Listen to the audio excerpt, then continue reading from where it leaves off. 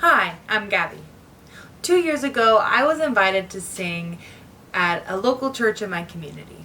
And I was honored because this was the church that housed our youth basketball program when I was a kid. And the church the church where I participated in youth ministry programs as a middle schooler.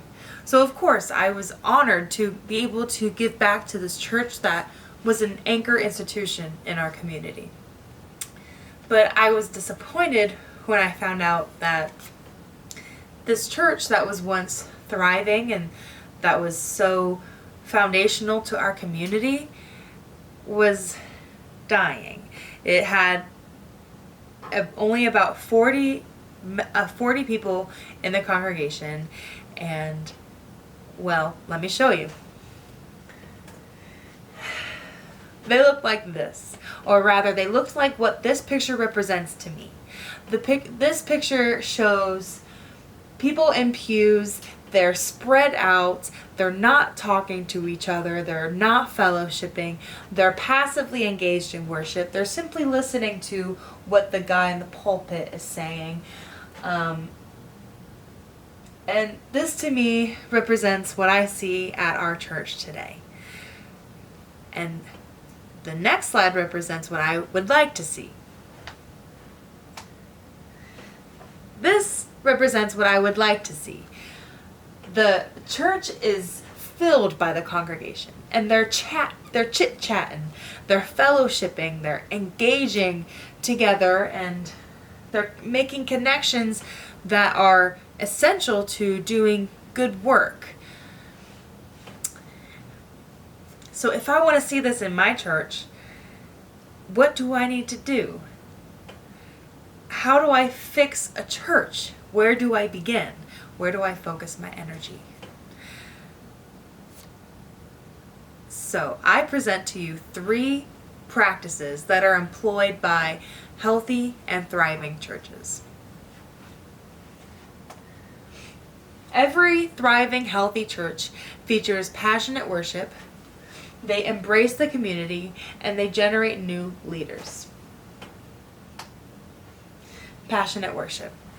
In his research, Kevin Brosius explains that all declining churches the worship has become mundane and uninspiring. Whereas in comeback churches, the mood of worship is celebrative and orderly. And S. Joseph Kipper affirms this research with his own research in his book, The Big Four. Kipper conducted interviews asking people what they attribute to good worship. In other words, Kipper produced a list of according to people, what makes worship passionate worship. Passionate worship, in passionate worship, people experience the presence of God, they experience the grace of God, they are inspired with hope, they feel loved by the community, they were transformed, they were challenged to service, and they enjoyed excellence. These are the things that make worship passionate. And to me, this is what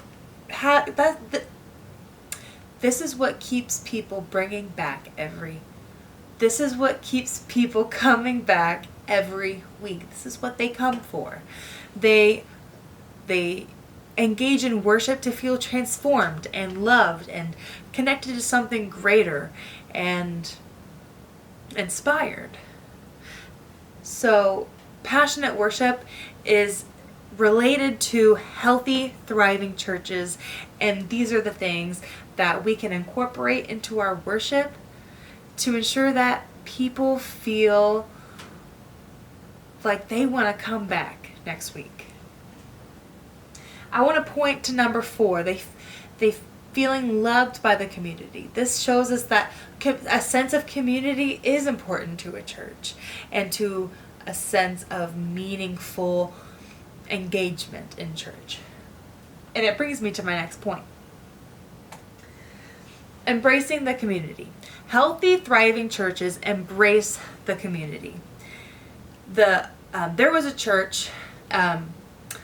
Lori Mazur, in her article, she describes a transformation that occurred at a church in New Jersey, where this church was once dying. A lot like the church I attend now, they only had they only had 40 congregants. They were considering closing, and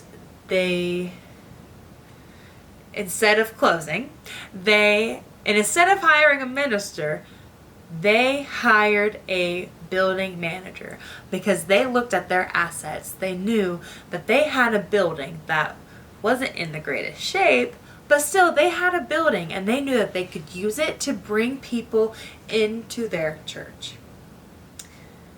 They did things like put on potluck dinners, they hosted concerts, and they gave immigrants the resources they needed to engage in civic life.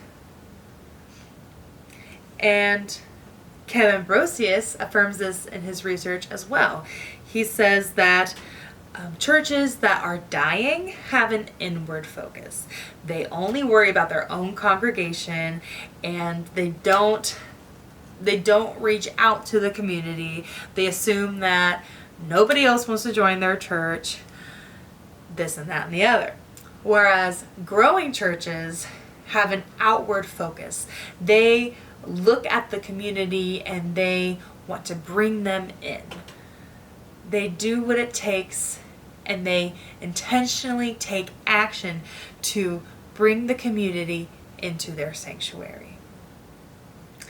So observation and research indicates that growing churches are intentional about the ways that they engage the community,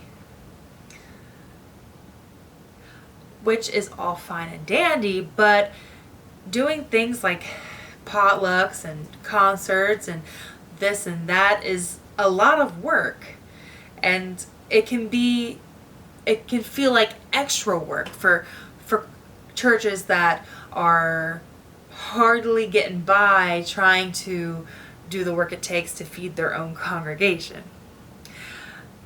And it is a lot of work for one, two, or a few people. But this brings me to the third practice. Healthy, thriving churches generate new leaders. They're able to do this work because they don't rely on just one, two, or a few people to lead these projects. They invest in young leaders. They equip other people to do that good work.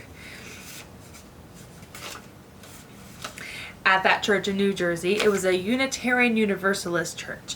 And those community resources that I was describing earlier, they use young leaders to make this work happen. And since they had multiple leaders, with many people working with those teams, many hands make light work.